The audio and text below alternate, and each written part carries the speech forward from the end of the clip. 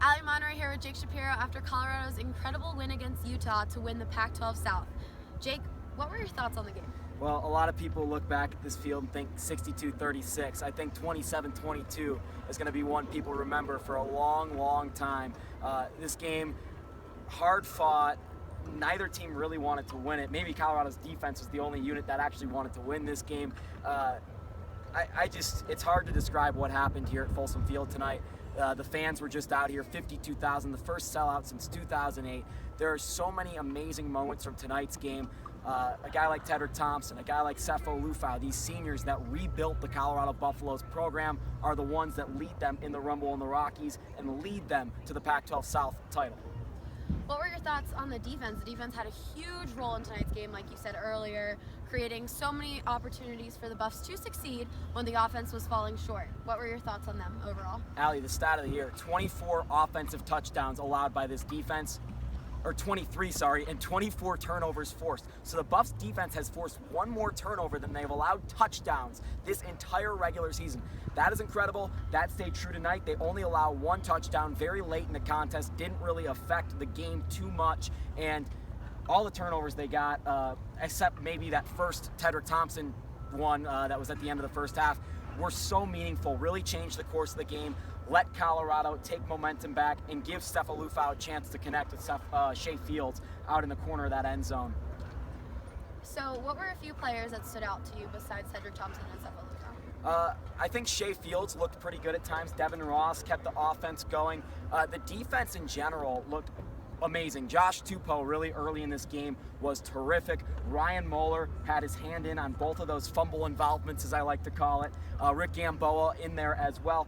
This entire defensive unit, but I gotta give my hat off to Ahkello Witherspoon. Oh, that's what I was gonna say. Well, there you go. Say it, Allie. Ahkello Witherspoon had an amazing game every time the defense was on a play, and he just kept tackling and sitting everyone down. I just can't even explain how amazing Ahkello Witherspoon was. He was out on an island the entire game because the way Levitt and the Buffs defense was blitzing, and it seemed like his hand was in on every single ball, whether it was his targeted man or not. So I think the player of the game might be Ahkello Witherspoon if it's not Tedrick Thompson.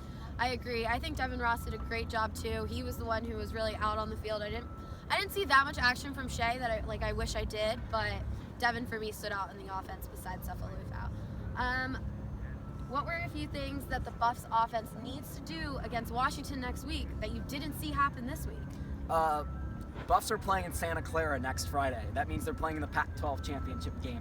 I'll tell you what, Washington's the best team in the Pac-12. They have not faced a team this good. Washington State's, I think, the best team they've faced all year. Utah put up quite the fight tonight, but I just don't think Colorado is on their A game. Colorado needs to bring their A game against Washington.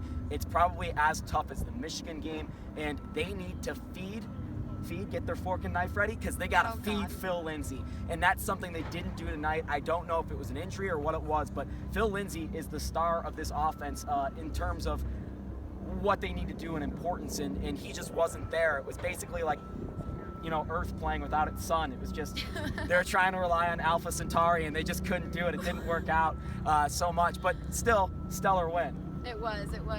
So after what we predicted at the beginning of the season, after what most of the fans predicted, most anyone predicted of the Colorado Buffaloes, no one thought that they would be at this point. They've done something story-worthy. What are your feelings on this win, on being on this field with thousands of fans?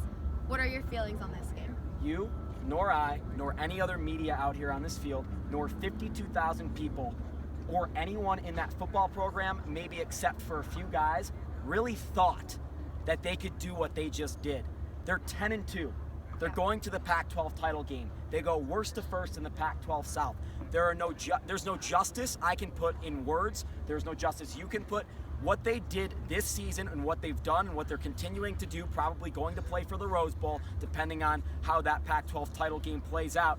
There is nothing we can say or write that can say what happened here at Folsom Field this year. And it ends tonight. This is the last game at Folsom Field. But what Colorado football just did in revigorating Colorado football.